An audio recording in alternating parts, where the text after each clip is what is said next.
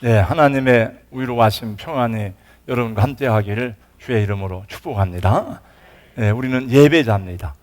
예배 시간에는 다 내려놓고 이제 주보도 보지 마시고 예배에 집중하고 찬양에 집중하고 그렇게 하기를 부탁드립니다. 늑대 이야기를 잠깐 한번 하려고 합니다. 늑대는 여러분 다 아시겠습니다만 평생 한 마리의 암컷만 사랑한다고 합니다. 늑대는 자신의 암컷을 위해서 목숨을 바쳐 싸우는 유일한 포유류라고 합니다. 늑대는 일부일처제를 철저히 지키고 암컷을 위해 죽음을 다해 싸우며 암컷이 먼저 죽으면은 자기가 사는 지역의 가장 높은 곳에 올라가서 슬피 울면서 슬픔을 표현한다고 합니다. 그리고 남은 새끼들을 끝까지 책임지고 기릅니다. 그리고 그 새끼들이 다 커서 독립을 시키면 암컷이 죽은 장소에 가서 자신도 굶어서 죽는다고 합니다. 늑대는 사냥을 하면 사자와는 달리 암컷과 새끼들에게 먼저 다 음식을 양보하고 자신은 망을 보면서 혹시 어떤 위협이 오지 않을까 하다가 온 가족이 다 먹고 난 다음에 남는 음식을 먹는다고 합니다. 늑대는 독립 후에도 부모를 찾아가서 종종 인사를 하고 그리고 짝을 잃어버린 어린 새끼들을 자기 새끼처럼 보호하고 지켜준다고 합니다. 우리가 음흉하고 나쁜 사람들을 저 늑대 같은 놈이라고 합니다만 그거 잘못 말하는 것 같아요. 집사님 늑대 같은 놈이라 욕하면 안 돼요. 야, 오히려 늑대 같은 남자가 돼야 되겠다 그 생각이 들지 않아요? 여러분 부인이 죽으면 굶어 죽겠습니까? 늑대는 그들의 공동체 안에서 움직이고 행동하는 일에 최소한의 기준과 원칙이 있답니다. 공동체의 질서와 규율, 도리를 지킨다는 면에서는 사람보다 더 나은 것 같아요. 5월 가정의 달이 시작되었습니다. 어린이주일, 어버이주일인데 어린이주일 설교하고 어버이주일 설교하면 제가 마태복음 강의를 계속 늦어질 것 같아서 잘 모르겠습니다. 일단은 전체 가정의 달 메시지를 오늘 전하려고 합니다. 가정은 온 가족이 음식을 함께 나누고 사랑으로 교제하며 모두가 함께 안식을 취하는 곳입니다. 하나님이 복을 주시되 가정에 복을 주시고 하나님이 창조 명령을 이 세상에 펼쳐나가는 장소로 준 삶의 터전이 가정입니다. 또 인간 사회에서 첫 번째 권위를 만나는 곳이 가정입니다. 하나님의 질서가 세워지는 첫 번째 장소가 가정입니다. 하나님의 경제 원리를 가르치는 출발점이 가정입니다. 가정은 복음 전파의 핵심이고 선교제의 본교지이기 때문에 천국의 모형이 되는 것입니다. 하나님이 여러분의 가정을 복되고 아름답게 세워주시기를 축복합니다. 우리가 인생을 살아가면서 가정을 통한 안식, 기쁨, 가정을 통해 주어지는 하나님의 축복을 경험하지 못한다면 내가 돈이 아무리 많다 한들 그것을 성공이라고 말할 수 있겠습니까? 가정의 기쁨, 가정의 위로, 가정의 사랑을 경험하지 못한다면 내가 세상에서 높이 올라가서 권세와 명예를 움켜쥐었다 한들 그것을 행복한 인생이라고 말할 수 있겠습니까? 창세기에 하나님께서 이 세상 모든 것을 창조하시고 마지막에 완성으로 만드신 작품이 바로 가정이었습니다. 이 모든 만물들과 아름다운 자연과 사물들은 가정을 위해서 우리의 행복을 위해서 하나님이 주신 것들이죠. 그래서 가정을 아름답게 가꾸고 세우는 것이야말로 우리들의 가장 중요한 삶의 목적이고 하나님의 뜻이고 첫째가는 행복의 요소가 되는 것입니다. 오늘 함께 읽은 시편 말씀은 가정의 기초가 어떻게 세워지는가를 말씀해 주고 있고 제가 아마 몇 주 전에도 이 말씀을 가지고 여러분에게 말씀을 전했던 것 같습니다. 오늘 여기 127편 표제는 뭐라고 있는가 하면은 솔로몬의 시 곧 성전에 올라가는 노래라고 기록되어졌습니다. 어떤 번역에는 순례자의 노래라고 번역되어졌습니다. 그들은 성전에 올라가는 것이 어떤 사람은 한 달, 어떤 사람은 보름, 어떤 사람은 일주일이 걸리기도 했습니다. 그래서 시편에 쭉 성전에 올라가는 노래라고 하는 것은 그들이 예루살렘에 예배하러 가면서 부르는 찬양을 말하는 것입니다. 그러므로 이 성전에 올라가는 노래라고 하는 것은 우리 인생의 여정에서 받아들여야 되는 삶의 원리 가운데 하나가 되는 것입니다. 하늘에 곡조 울리니 내 마음 기쁘도다. 순례자 나가는 길에 두려움 없으리라. 노래하는 순례자 구주의 손잡고 우리가 가는 이 인생 여정이 순례의 길이에요. 우리는 출애굽에서 지금 저 천성을 향해 가는 과정 가운데 있는 그런 나그네 인생길인데, 예수 믿는 사람은 나그네라고 하지 않고 순례자라고 하는 것입니다. 그러므로 성전에 올라가는 노래란 우리 인생의 순례길에서 부르는 노래, 우리의 삶에 되어야 하는 것을 말씀해 주고 있습니다. 시편 128편, 133편 등도 하나님이 설계하신 행복한 믿음의 가정을 그리면서 노래하고 있습니다. 그러나 오늘날은 인류가 살아온 어느 시대보다도 더 강력하게 가정의 해체를 경험하고 있는 시대입니다. 우리가 알고 있는 전통적인 가정관이 무너지고 새로운 가정관이 그 자리를 차지하려는 혼돈스러운 시대를 맞이하고 있습니다. 아마 여성가족부에서도 가정에 대한 정의를 새로 정립하려고 하는 그런 노력을 하고 있습니다. 이 혼란하고 악한 시대에 우리의 가정을 건강하고 행복하게 세워가려면 우리는 어디에서 답을 찾으며 어떻게 해야 합니까? 당연히 하나님의 말씀인 성경으로부터 답을 구하고 거기서부터 길을 찾아야 되죠. 여러분과 제가 행복하고 아름다운 가정을 세우기 위해서 해야 될 일은 무엇입니까? 첫 번째, 우리는 여호와 하나님을 우리 가정의 주인으로, 가정 건축가로 모셔야 하는 것입니다. 1절 말씀에 보니까 여호와께서 집을 세우지 아니하시면 세우는 자에게 수고가 헛되되어 라고 말씀합니다. 여기서 세운다는 말은 영어로 build라는 단어입니다. 건축한다는 말입니다. 하나님을 내 가정의 건축가로 모실 때에 행복한 가정을 세우려는 우리의 노력이 열매를 맺을 수 있다 하는 것입니다. 왜 그런가 하면은 하나님이 가정의 설계자이기 때문에 그렇습니다. 하나님 맨 처음에 가정을 설계하신 분이 하나님이시고 가정을 만드시고 축복하신 분이 하나님이세요. 우리는 종종 빌딩이 무너지고 다리가 주저앉고 배가 바다에 침몰하는 그런 대형 사고를 많이 보았습니다. 그 속에서 얼마나 많은 사람들이 목숨을 잃었는지 모릅니다. 왜 그렇게 되었을까요? 아마도 설계대로 하지 않아서 그랬을 것입니다. 그 모형대로 하지 않아서 그런 것입니다. 그냥 적당히 자재를 빼먹고 부실한 공사를 했기 때문에 그런 것입니다. 그래서 지금은 감리 감독이 철저하게 이루어지는 것을 보게 됩니다. 어느 도시에서 체육관을 지었는데 관에서 공사를 주었는데 겉모습은 본드르르한데 비만 오면 안 되는 데가 없어가지고 수리하다가 수리해서는 이게 되질 않으니까 다시 철거하기로 했다는 내용을 고발하는 모습을 TV에서 본 적이 있습니다. 날림 공사입니다. 부실 공사입니다. 근데 성경에는 눈에 보이는 이 건물만 날림 공사가 있는 것이 아니라 우리 인생도 부실 공사가 있다는 거예요. 예수님은 우리의 인생에 대해서, 가정에 대해서, 교회에 대해서, 신앙생활을 건물에 비유하고 있는 것이 많이 나옵니다. 예수님이 말씀하신 바 마태복음 5장 이하의 말씀에 보니까 산상보훈을 다 말씀하시고 마지막 결론으로 주신 말씀이 뭔가 하면은 반석 위에 집을 짓는 지혜로운 사람이 있고 모래 위에 집을 짓는 어리석은 사람이 있다고 말씀하면서 반석 위에 집을 지을 것을 우리에게 권면하고 있습니다.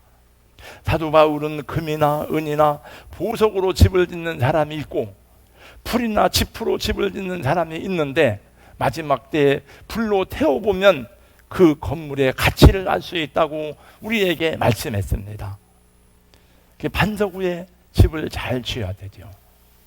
잘 짓고 잘 짓세 우리 집 잘 짓세 만세 반석 위에다 우리 집 잘 짓세 반석 위에다 집을 짓 반석 위에 집을 짓는다는 뜻은 예수님이 말씀했습니다. 듣고 말씀을 준행하는 자라 그랬어요.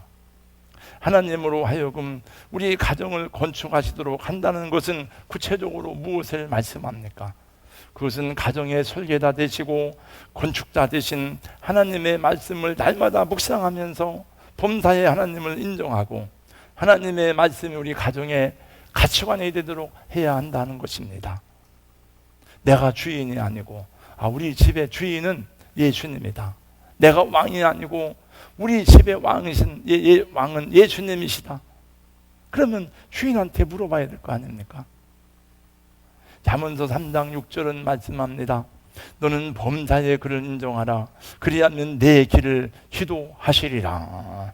다 같이 함께 이 말씀을 같이 읽어보겠습니다. 시작. 너는 범사의 그를 인정하라. 그리하면 내 길을 지도하시리라. 우리 사랑하는 성도 여러분, 범사에 하나님을 인정하십니까?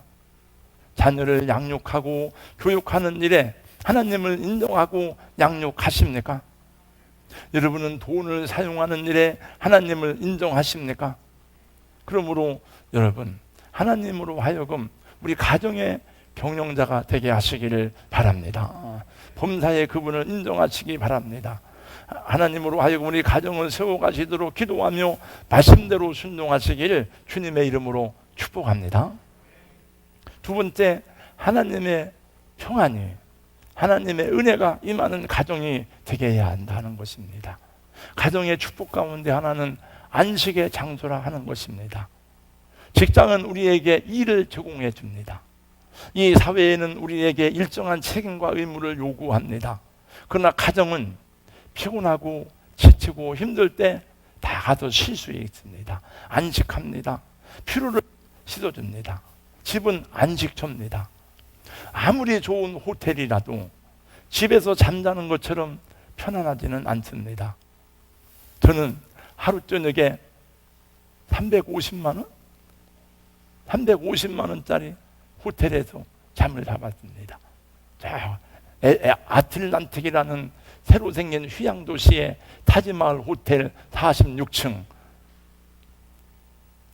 그러나 그것도 그냥 가서 하루 저녁 그냥 쉬는 데 의미가 있는 거지 그 집이 아니에요. 아무리 좋은 호텔에 가도 여행 중에는 잠시 쉬니까 편안할 수는 모르지만은 거기서 한 달, 두 달 살 수는 없습니다. 내 집처럼 편안한 곳은 없습니다. 아무리 오두막집이라도 우리 엄마 아버지가 있는 그곳이 편안하고 좋은 거죠. 모처럼 서울에 가면 형제들이 많이 있지만은 어디 가서 잠잘 데가 없습니다. 근데 만약에 저희 어머니가 살아계시면 엄마 있으면 그 집에 가서 제가 하루 저녁 자고 오죠. 근데 어머니 아버지가 돌아가시니까 형제들 집에 가서 자는 것도 뭐 편안한 건 아닌 것 같더라고요. 네. 즐거운 곳에서는 날로라 하여도 내 쉴 곳은 작은 집 내 집뿐이래. 내 나라 내 기쁨 길이 쉴 곳도 꽃피고 세우는 내 집뿐이래. 오 사랑 나의 집 즐거운 나의 벗 내 집뿐이래. 하우드 페인의 이 작사한 노래가 많은 사람들에게 불려지는 것은 그 가정의 그리움 때문에 그렇게 전 세계 사람들이 다 부르는 애창곡이 되었습니다. 오늘 말씀을 보니까 노동을 마친 후 안식의 절정으로 편안히 잠자는 그림을 보여주고 있습니다. 2절 후반에 보니까 여호와께서 그 사랑하시는 자에게는 잠을 주시는도다. 여러분, 밤에는 잠을 자야 되는 것입니다. 밤에 휘황찬란한 불빛이 반짝거리는 도시가 많은 나라는 좋은 나라가 아니랍니다. 우리 모두는 잠 못 이루는 밤의 아픔을 한 번쯤은 기억하고 있습니다. 무엇이 우리의 달콤한 밤의 안식을 빼앗아 갑니까? 인간관계의 갈등이 많습니다.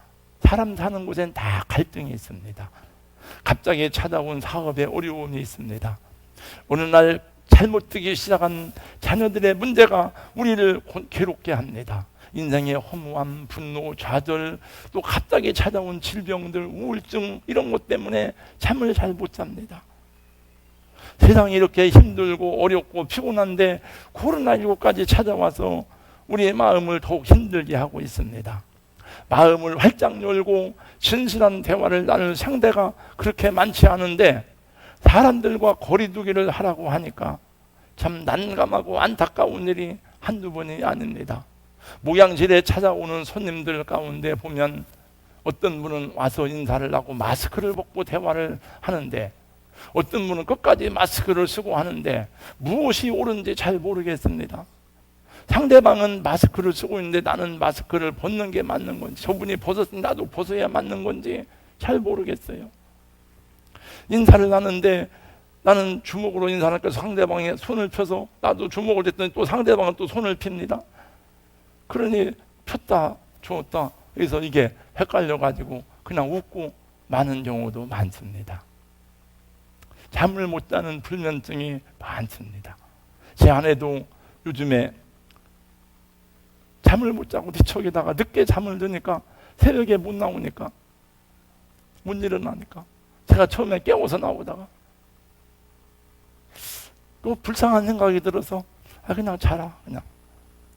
저는 누우면 잠을 자니까 그리고 아침에 알람 소리를 들으면 일어나니까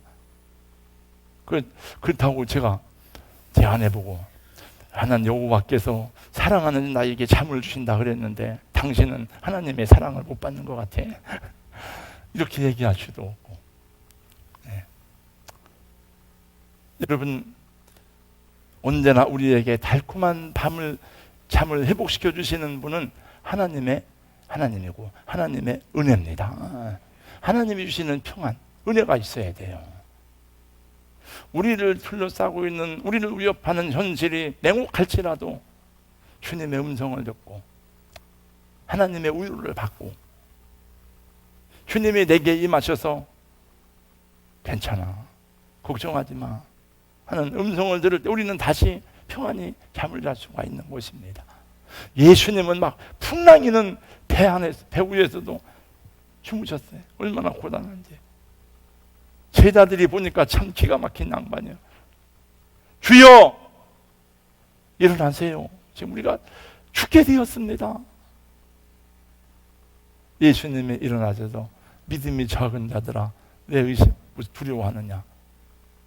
두려워하지 마세요. 하나님의 아버지가 되는데. 여러분 애기들은 엄마 아버지만 있으면 걱정 안 하잖아요. 막 울고 땡깡 못해가도 엄마 아버지 있으면 두려워하지 않잖아요. 우리는 하나님을 아버지라고 부르면서도 걱정 근심이 많아. 시인은 이렇게 노래했습니다. 실로 내가 내 심령으로 고요하고 평온케 하기를 젖된 나이가 그 어미 품에 있음 낫게 하였나니 내 중심에 실로 젖된 나이와 같도다. 그 젖된 나이가 엄마 품에 새근새근한 것처럼 우리 하나님 안에서 안식하는 은혜가 여러분에게 임하기를 주의 이름으로 축복합니다. 여러분 평안의 단잠이 회복되는 은혜가 있기를 예수님 이름으로 축복합니다. 규칙적인 생활을 해야 돼요, 여러분. 딱 때가 되면 자고 아침 새벽에 일어나고. 세 번째, 자식은 여호와의 주신 기업이라는 것을 기억해야 됩니다. 3절 말씀해 보니까 보라 자식들은 여호와의 기업이요 태의 열매는 그의 상급이로다. 이 세상에 우리들이 경영해야 될 일이 많이 있습니다. 직장 생활 잘해야 됩니다. 사업 잘 경영해 나가야 됩니다. 그러나 그보다 중요한 것이 가정 경영이라는 것입니다. 하나님께서 주신 가장 귀한 기업이 자녀들이고 가장 복된 상급이 내 태의 열매라 하는 것입니다. 그러므로 우리 모든 부모는 무엇보다도 먼저 하나님이 주신 기업을 성실하게 경영해야 될 사명이 주어진 것입니다. 그것은 우리의 직장이나 사업보다 중요합니다. 우리 성공보다도 중요한 우선적인 과제입니다. 저는 이 말을 아주 많이 써먹었습니다. 여러분들에게 여러 번 얘기했습니다. 학교 갈 때는 걸어갑니다. 집에 갈 때는 뛰어갑니다.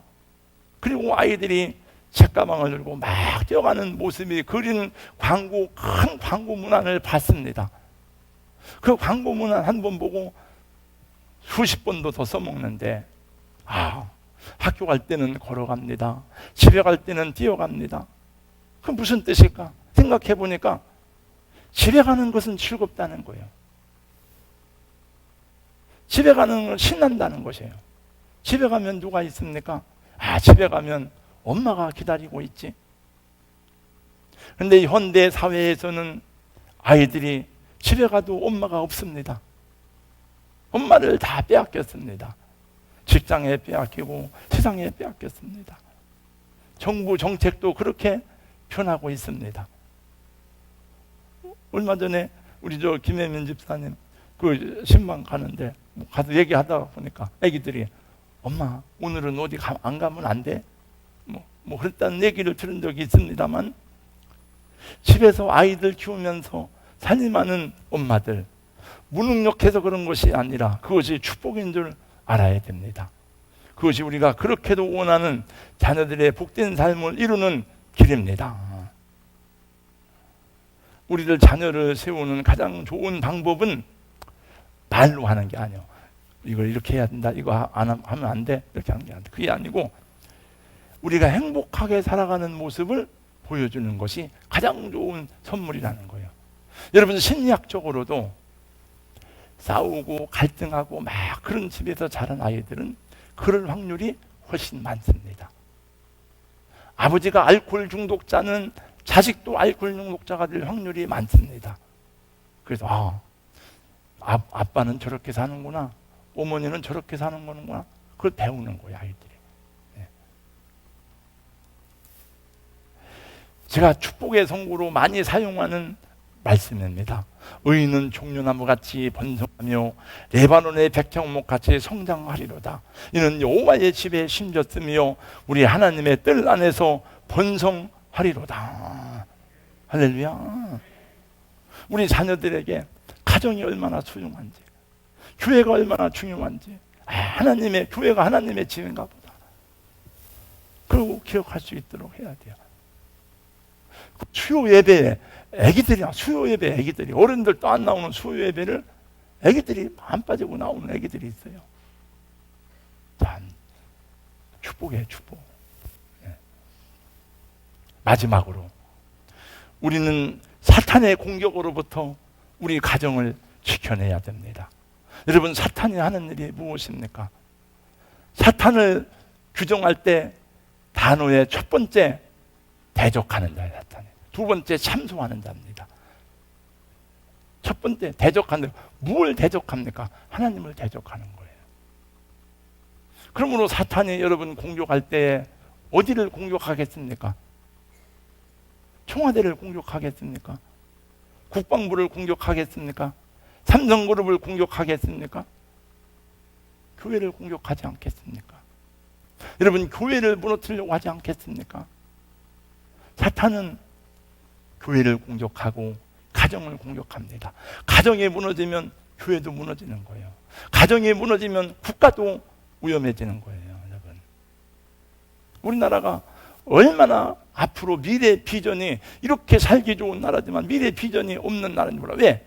가정이 해체되니까, 아기를 안 낳으니까 자연 소멸되는, 자연이 없어지는 나라가 되는 거예요. 그래서 요즘 청년들 조사하니까 결혼 안 한다, 결혼을 해도 아기를 꼭 가져야 된다, 40%인가 밖에 안 돼요. 아기 안 난다는 거죠. 여러분, 가정을 무너뜨리는 것이 뭡니까? 이단입니다. 이단에 빠지면 가정 없어집니다. 여러분, 큰일 납니다. 성경이 그것을 말씀하고 있어요. 여러분, 사이비 종교를 통해 들어오는 것이 결론이 뭡니까? 가정을 해체하는 거예요. 정통교회는 가정을 세우고, 이단 사이비 종교는 가정을 무너뜨려요. 여러분, 디도서 1장 11절 말씀해 보니까 이런 자들이 더러운 일을 취하려고 마땅치 않은 것들을 가르쳐 가정들을 온통 무너뜨리는도다. 그 앞에 내용이 뭔가 하면 거짓 선지자들을 얘기하는 거예요. 이런 자들은 특별히 이 시대에 가정에 대한 가치관을 완전히 바꾸려고 시도하고 있는 것이 포괄적 차별금지법안입니다. 이제 5월달 중에 국회에서 포괄적 차별금지법안이 발의될 예정에 있습니다. 대전의 이상민 국회의원과 정의당의 장혜영 의원이 각각 다른 내용은 비슷하지만 다른 거예요. 각각 차별금지 법안을 발의하려고 하는데 이 법안들의 궁극적인 목적은 다른 데 있는 게 아니에요. 동성애, 동성혼, 청전한, 다자성애 등 이 성적 소수자들을 법정으로 다 허락하고 국가에서 이제 그들을 법적으로 인정하겠다는 것입니다. 여러분, 모든 만인은 하나님 앞에서 평등하며 인권은 하나님이 주신 천부적인 권리입니다. 당연히 모든 사람은 차별을 받아서는 안 된다고 배웠고 그렇게 생각하고 있습니다. 예수님은 어떠한 사람도 차별하지 않으셨습니다. 그러나 이 속에 들어있는 법안의 내용들을 안다면 누구도 그것을 반대하지 않을 사람이 없을 것입니다. 여러분, 만일 누군가 여러분의 자녀들을 미혹해서 잘못된 길로 이끌어간다면, 만약에 이 길로 가서 구렁텅이에 빠져 죽는다면 여러분 그거를 가만히 보고 있겠습니까? 막아야죠. 싸워서라도 막아야지. 그러므로 이 문제도 바로 우리들의 문제임을 알고, 과연 무엇이 옳고 그른지에 대해서 여러분들이 이성적으로 또 합리적으로 지식적으로 분석하고 판단해서 이 일에 대해서 분명한 소신을 가질 수 있기를 부탁드립니다. 이번에도 통과되기 어려워요. 제가 볼 때 이상민 의원이 얘기했어. 발의를 하려면 발의자 20명인가 몇 명 이상 있어야 되고 법사위로는 법사위 통과가 돼야 돼요. 근데 발의에 동참하는 사람이 없어요. 민주당 당론이 아닙니다, 이게. 7번이나 했지만 계속 안 됐어. 왜? 교회가 이것을 막기 때문에 그래요. 근데 이제 때가 왔다 그래요, 그분들도. 지금. 여러분, 이 세상에 존재하는 모든 지식이나 사상은 지지를 받기도 하고 비판을 받기도 합니다. 사람도 마찬가지입니다. 그가 비록 훌륭한 지도자라 할지라도 찬성을 받기도 하고 비판을 받을 수도 있고 판단을 받을 수도 있습니다. 여러분, 목회자도 비판받을 수 있고 여러분의 판단을 받을 수 있습니다. 대통령도 비판을 받을 수 있습니다. 제가 보니까 세계에서 유일하게 비판하거나 판단할 수 없는 권리를 가진 사람인데 그것은 김일성 어버이 수령뿐이더라고요. 최근에 법률에 보니까 나만 말 쓰면 징역 2년이요. 나만 영상 보면 본 사람은 징역 몇 년이고 배포하면 사형이에요, 사형. 본 사람은 다 자수해라 그래서 자수한 사람은 용서했어서 10,000명이 나와 자수했어요. 근데 안 나온 사람이 더 많대. 판단할 수 없어요. 그러나 이 법안이 통과되면 동성애, 동성혼, 성별 정체성에 대해서 비판하거나 잘못되고 말할 자유가 제한됩니다.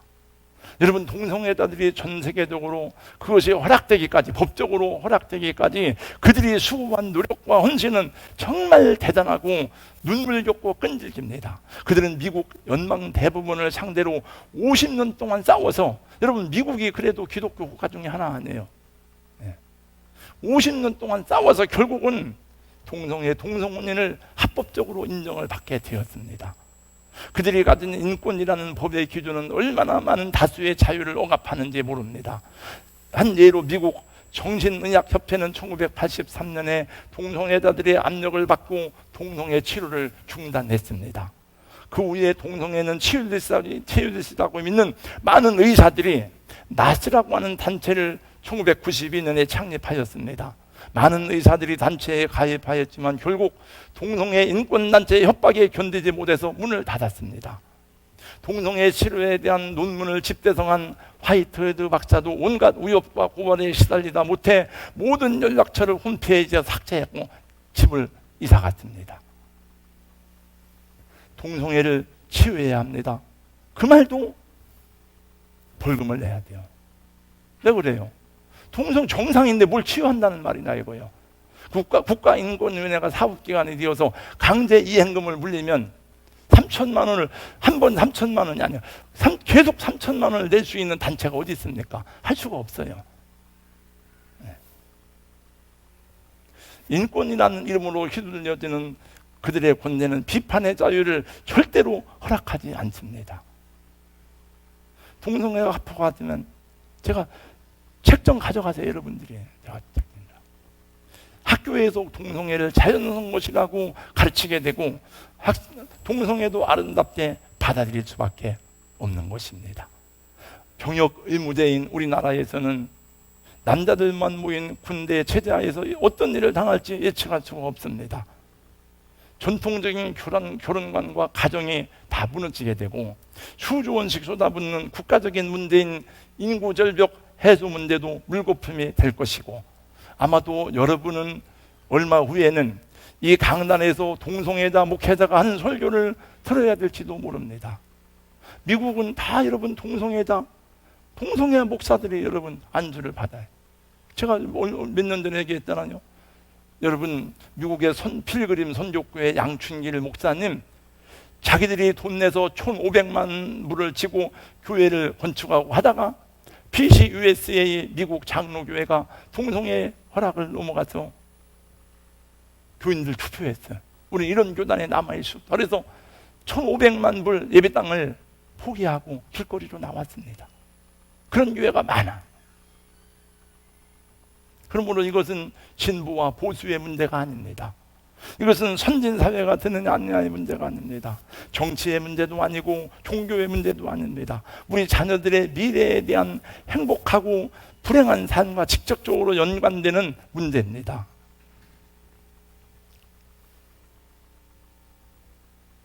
오늘날 전 세계는 코로나19를 비롯한 전염병과 자연적 재난 앞에서 우리 인간이 얼마나 약한지를 보여주고 있지 않습니까?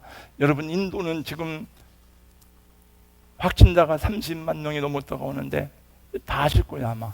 실제로는 5억 명.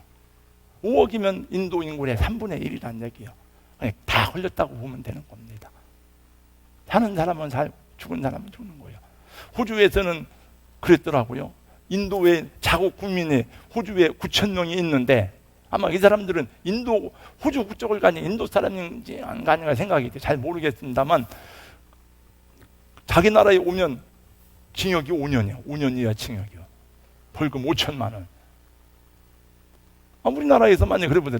난리 나죠. 그러니까 오지 말라 이거예요. 우리 호주에 오지 말라. 이 모든 것들이 하나님의 경고인지 돌아봐야 되지 않습니까? 제가 오늘 칼럼을 봤어요. 우리만 모르고 있습니다.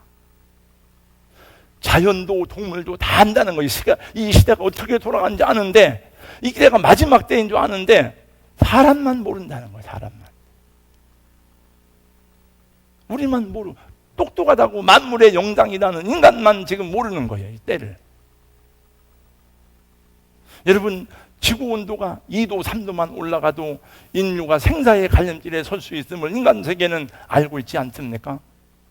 이렇게 나약한 존재가 여러분 이 끝이 없는 우주 가운데 태양계의 작은 별 하나에서 우리가 숨쉬며 사는 것이 기적이 아닙니까? 이런 생존의 기적은 우주를 경영하시는 하나님의 은혜가 아니면 1분 1초도 가능하지 않은데 우리는 그걸 모르는 것입니다. 그러므로 개인의 감사와 내가 구원받은 이걸로 끝나면 되는 것이 아니고, 우리 자녀들을 위해서, 나라를 위해서 이 광범위하고 지부한 공격에 지혜롭게 맞서 싸워야 되고, 이것이 영적인 싸움임을 알고 물러서지 말아야 되는데, 제가 여러분을 이렇게 얘기한다 해서 여러분이 나가서 싸우겠습니까? 기론평 부산대학 교수는 아주 순조적으로 이걸 해요. 암으로 투병하면서도 계속 1인 수일하고 막 만들어가면서 안 된다. 이걸 하는 방법은 우리도, 저도 이 차별금지법 대책 위원장이에요. 제가 대전에 이제 국회의원들 만나서 하면 안 됩니다. 이상민 의원은 소용없어요. 우리가 수없이 만났어도 그분은 안 돼요. 우리 앞에서는 목사님도 알았다 하지만 그분의 생각과 철학은 바뀌지 않아요. 우리 하나님의 갑절한 사랑 안에서 우리가 누리는 자유민주주의의 번영과 신앙의 자유를 지켜내지 못한다면 우리나라와 우리 자녀들의 장래는 어떻게 될지 모릅니다. 지난 3월 3일 날 성전환자인 여러분이 아시는 변희수 씨가 목숨을 끊었습니다. 잘생겼더라고요. 봤죠 여러분? 성전한 이후에 그는 자기는 여자가 됐으니 여군으로 계속 복무하기를 원하였지만 아직 우리나라에서는 성전환을 법적으로 허락을 하지 않으니 전역을 강제로 시켰습니다. 계속 법적으로 투쟁하다가 24살의 어린 나이에 스스로 목숨을 끊었습니다. 실제로 한 조사에 의하면 트랜스젠더의 자살 충동은 보통 사람에 비해서 19배나 높다고 합니다. 그럴 수밖에 없을 거예요. 최근에 외국에서 유학을 하고 돌아온 김모 씨는 성전환을 하여서 남자가 되겠다고 선언을 했습니다. 여러분, 우리 남의 얘기 같지만 내 자식이 그래 보세요. 여러분, 이게 미치고 팔짝 뜰 일이 아니에요? 어머니가 막 목숨을 걸고 말렸어요. 그러나 한 번 생각이 돌아가면 막을 수가 없어요. 어머니가 쓰러졌어요. 결국 그는 유방 절제 수술을 하고 남자가 되었습니다. 물론 법적으로는 허락이 안 됐어요. 그분들은 끊임없이 법적으로 허락하라 이거예요. 남자와 여자로 구별된 성별을 바꾸고 가정의 가족 구조를 바꾸는 것은 거짓 선지자가 하는 일입니다. 말씀을 마치겠습니다. 하나님은 위대한 창조 사역을 가정의 창조로 마무리했습니다. 예수님이 행하신 첫 번째 기적은 혼인집에 가셔서 혼인의 즐거움이 사라질까봐 포도주가 다 떨어졌으니까 큰일 났어요. 그때는 지금만 시장가 사올 수도 없으니까 어떻게 해요? 예수님이 물이 변해서 포도주가 되는 기적을, 그게 첫 번째 이적입니다. 혼인집의 기쁨을 잃어버리지 않도록 하기 위해서. 그래서 가정은 교회와 더불어 하나님이 세상에서 가장 귀하게 여기시는 하나님의 창조의 완성품입니다. 우리 청년들은 때에 맞게 결혼을 해야 되고 그것을 위해서 기도해야 됩니다. 여러분, 이 세상에 살아가면서 우리의 약점, 단점, 허물이 가장 많이 노출되는 곳이 가정이에요. 우리 사회생활 하는 중에 얼마나 우리가 사려 깊고 예의 바르고 이성적인 사람입니까? 저 오종모 목사는 제가 학교에서 강의할 때는 학생들이 저 오종모 교수 같은 사람이 얼마나 아름다운가, 좋은 말만 하고 좋은 강의만 하고, 저는 강의도 제가 그런 만한 위치에 있으니까 재밌고 좋은 것만 골라서 했어요. 다 성경 해석학, 목회 상담학, 다 이런 좋은 것만, 재밌는 것만. 종교 심리학, 이런 들어도 머리 아프지 않아요? 네. 신기모 목사한테, 목사님 어떻게 가르쳐? 힘들지 않아? 그러니까 저도 얼마나 이기적인 사람이에요. 그리고 좋은 얘기만 하니까 정말 저분은 훌륭한 신사 같은 목사입니다. 얼마나 합니까? 모르죠. 저랑 안 살아봤으니까. 저랑 살아봐야 오종모 목사가 저런 사람이었구나. 똑같아요. 가정도. 여러분, 가정에 오면, 교회에 오면 우리의 사회적 지위들과 세면들을 다 내려놓잖아요.